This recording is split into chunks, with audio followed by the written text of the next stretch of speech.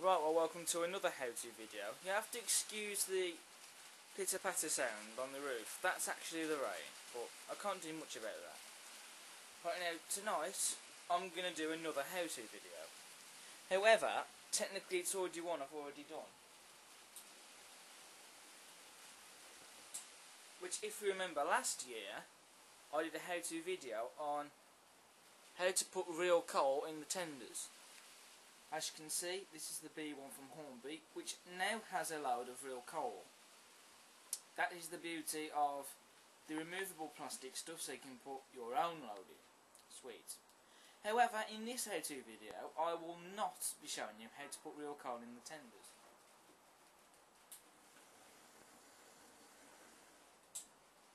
Instead, I'm going to be showing you how to add it to locomotive bunkers.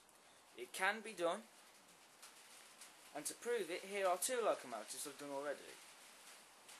Here we have the Hunslet Austerity 060 Wimbleberry. It's not a J94. That's a J94. But anyway, as you can see, the Hunslet Austerity has a topped up bunker of coal. Now the bunkers in these locos are not actually removable. Just wait for the camera to focus.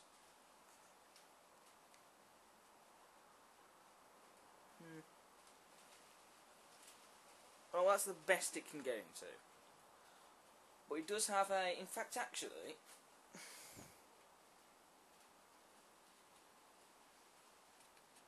if I just zoom the camera out, should be able to see it better. As you can see, Wimbleberry's bunker is now topped up. You have to excuse that mark on the back. That will be sorted.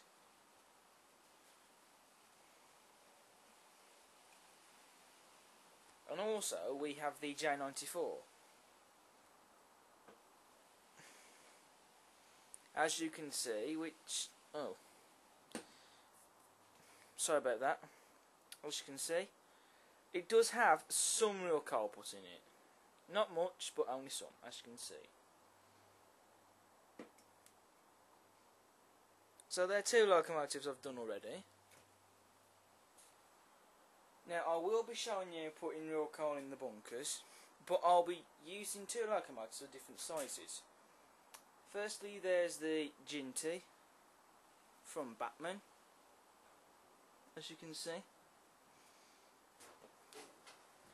And there's also the ever so spacious Terrier by Hornby.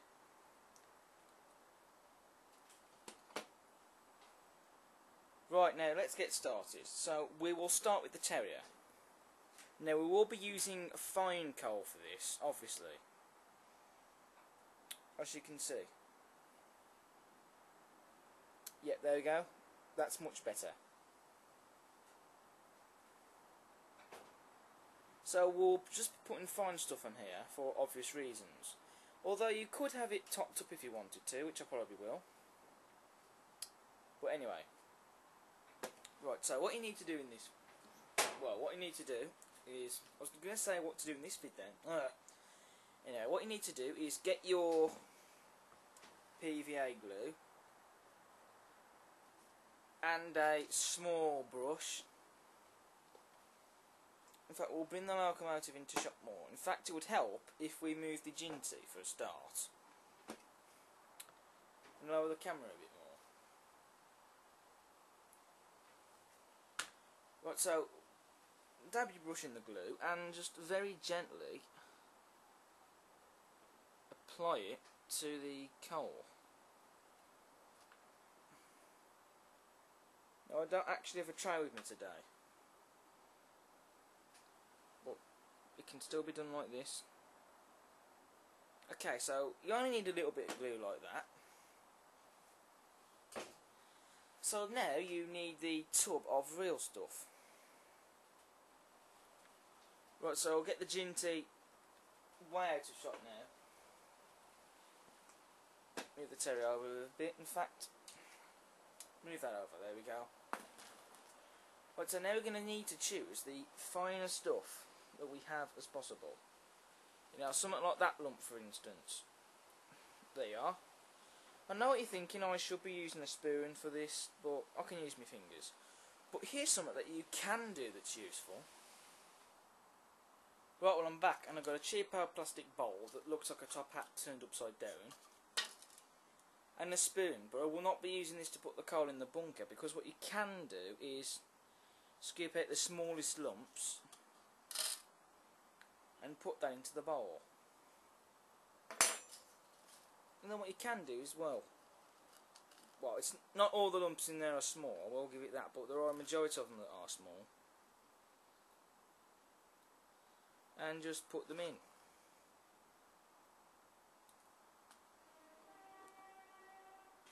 Train on. Apologies for London Midland that are being noisy.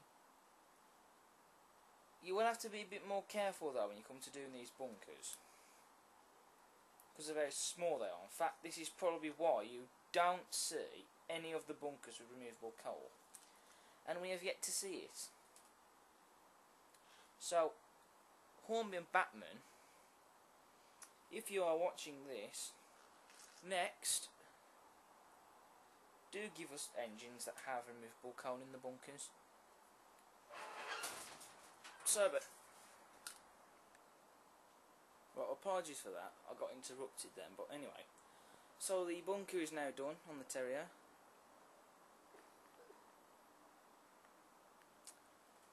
If the camera will just focus. You know, they say if you give it something to focus on, it helps. Come on. It's hard to believe that this is a HD camera, which it is, and the focusing on this, it's poor sometimes.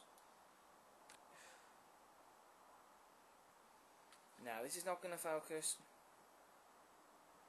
Oh yeah, there we go. You can, in fact, that door keeps opening. Right, if I do it like this, you can just about see the coal, and you can still see the windows as well, which is good. But anyway, in fact, actually, it'll probably help if stuff was moved out of the way. Oh yeah, there we go. That's a little bit better, more or less. But anyway, next comes the dropper glue, which is this stuff. I do recommend you use this as well, because using just layers of glue, of PVA, well,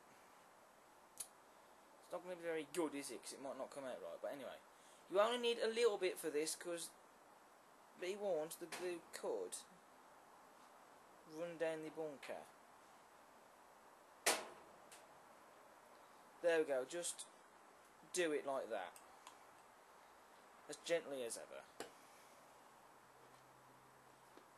Okay, well, that's the Terrier done. Now that can go to one side carefully, and then we'll bring back the Ginty. Here it is. Oh, bit of piece of hair then. In fact, there was some on the screen as well. You couldn't see it, but you know, obviously there was some on. So, let's get the Ginty's bunker topped up. In fact, we'll remove this little bit of detailing. Over. There we go. Then, bring back our friend the brush and the PVA glue. Just dab the brush in the glue. And basically do what I've done with the Terrier. Okay, we're going to need a bit more large amount.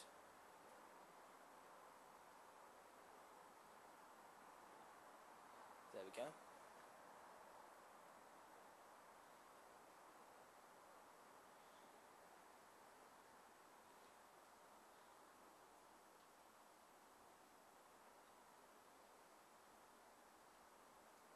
Right, so there we go.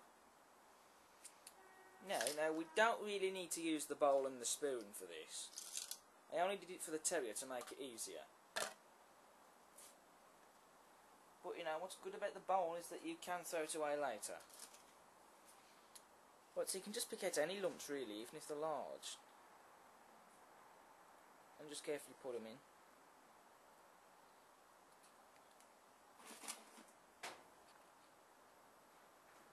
Ah, yeah, there we go. If it's zoomed in, you can actually see what I'm doing.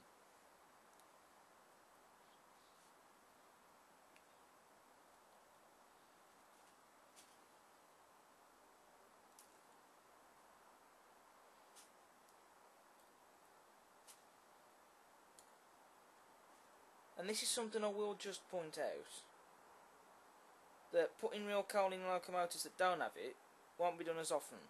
It will mostly be done to those that do have the real coal. But I will do it here and there on the odd occasion with ones that don't have it, because I just think that real coal is just much better than the plastic stuff, because sometimes it's not authentic, as you might know. And the wind and the door are both currently doing my head in. But anyway, so there's the coal. Now bring back our friend the dropper glue. Well, I'm calling it my friend, I'll never know. So I'll just tip some out. We don't want too much in there. And just gently dab it in.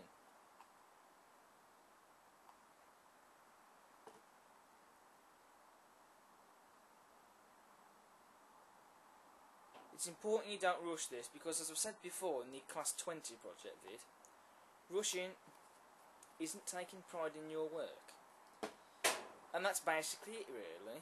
That is how you put the real stuff in the bunkers. Right, so let's get a zoom in shot then, shall we, of the real coal in the bunkers. There's the Ginties. I am really pleased with how this one has turned out, as you can see. And then here's the Terriers. Again, I'm really pleased with that.